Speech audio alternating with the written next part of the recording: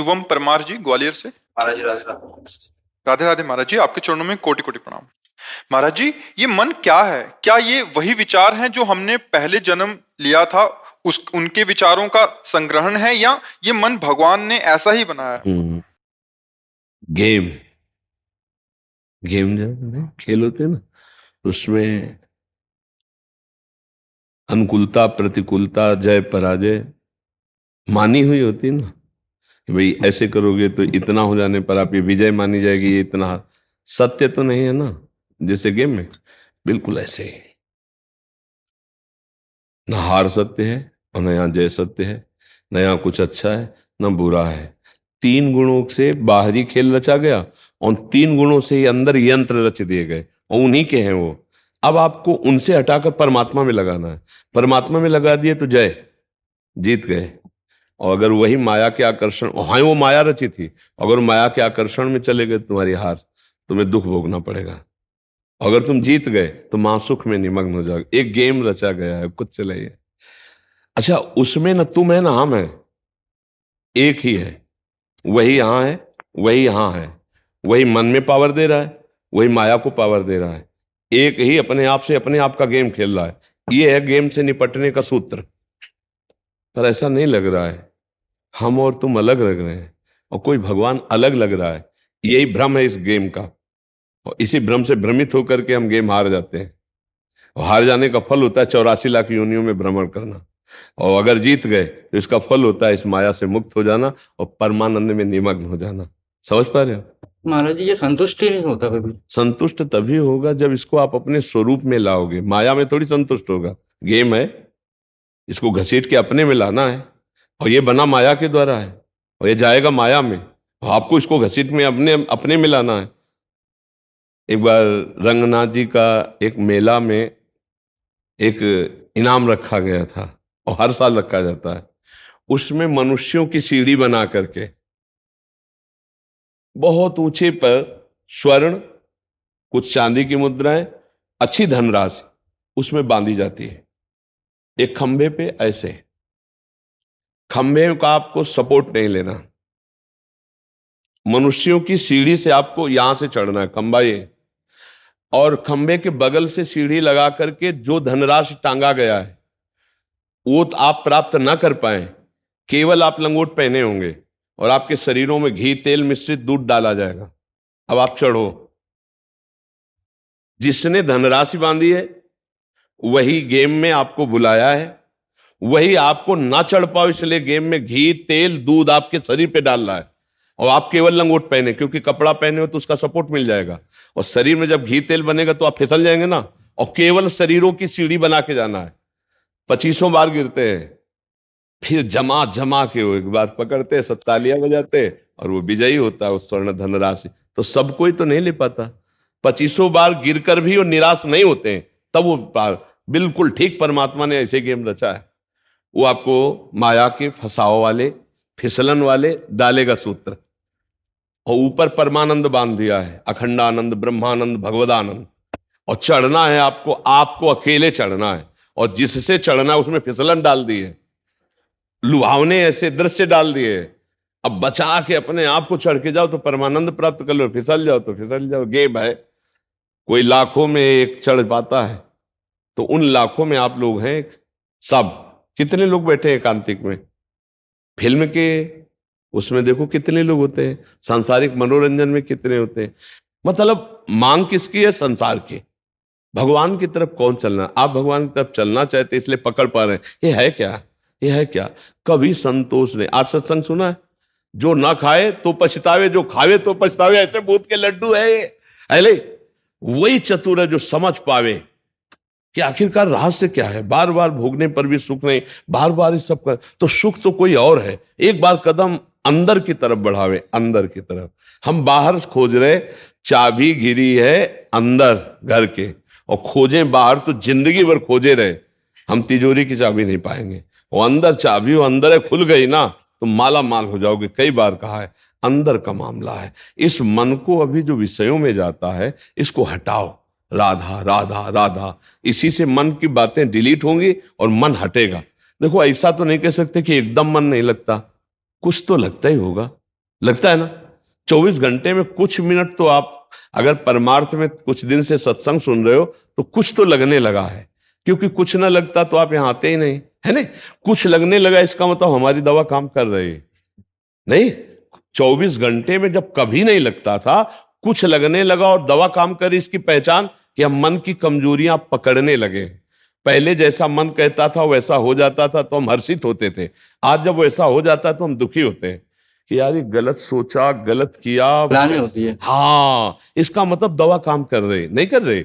अब आप नाम जब और बढ़ाइए और प्रवीण बनिए तो एक दिन देखेंगे मन शांत हो जाएगा। ये शांत ग्लानि होने लगी मतलब ठीक हो रहा है।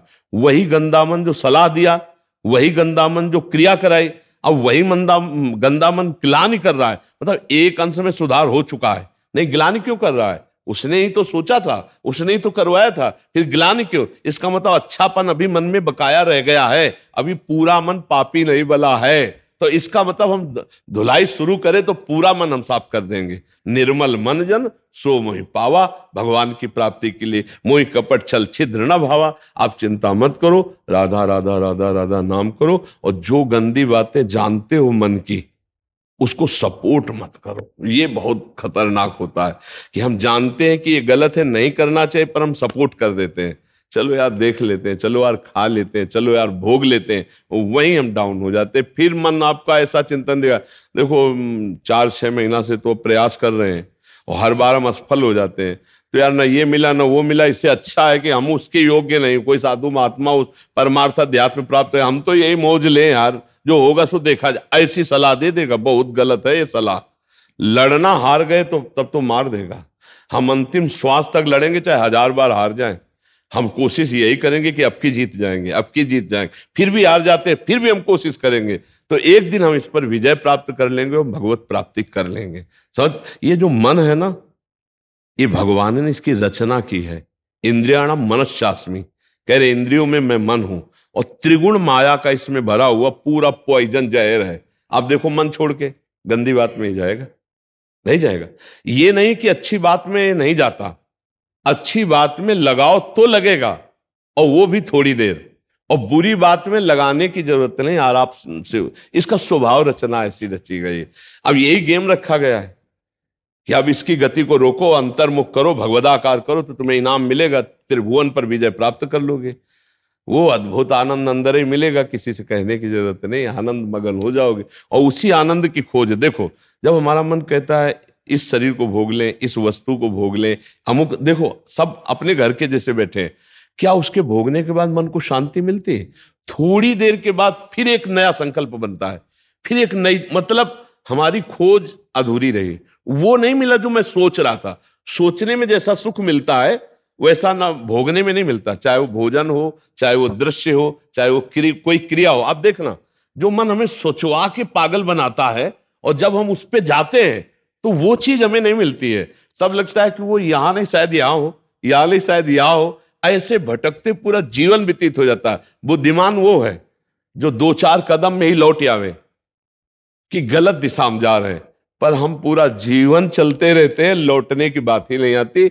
और यहां तक कि शरीर वृद्ध हो जाता है, इंद्रियां काम नहीं करती, पर मन वैसे ही सलाह करता रहता है, फिर भी नहीं सोच पाता कि चलो अब हुआ पूरा जीवन की शाम, अब तो राधा राधा जब कर अपना काम बना ले। लेकिन नहीं, बूढ़ा है फिर भी शराब पीता है, बूढ़ा है फिर भी गंदी बातें देखता है, बूढ़ा है फिर भी गंदी चेष्टाएं करता है, बूढ़ा है फिर भी नहीं सोच रहा कि मुझे मरना है और भगवत प्राप्ति का अब की उपाय कर लूं, इतना जीवन रह गया। ये क्या है? ये मन का केवल खेल है। वो अपने मन के गेम में फंस गया, निकल नहीं पा रहा है।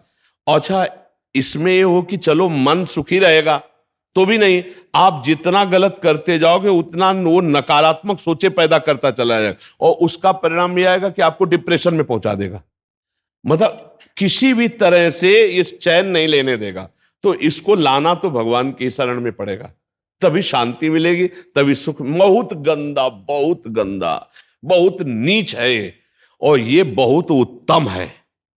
ये अगर सही रास्ते को पा जाए तो दूसरे के लिए अपने प्राण दे सकता है, परहित के लिए अपने प्राण दे सकता है, ये भगवान से मिला सकता है, ये सब सुख दे सकता है। बस इसको गलत ढंग से जो प्रयोग होना शुरू हुआ है, इसका ये बंद कर दे, वही बहादुर है।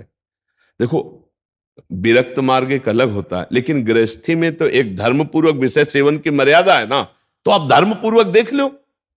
अगर आपको अपनी पत्नी में, अपने पति में सुख नहीं मिला तो विश्व में कहीं सुख नहीं मिलेगा, क्योंकि है नहीं, तो आपको सीमित हो जाना चाहिए ना। लेकिन ऐसा नहीं होता, हम धर्म विरुद्ध बढ़ते चले जाते हैं, जो हमारा पाप बनता जाता है और हम क्लेशित होते जाते हैं। इसलिए हमें लगता है बहुत अच्छे अभी सत्संग के प्रभाव पड़ रहे हैं, तो हम निकल चले गंदी बातों से, हम निकल चले इस माया के फसाव से, नहीं तो धोखा ही धोखा, पूरी जिंदगी व्यतीत हो जाती है।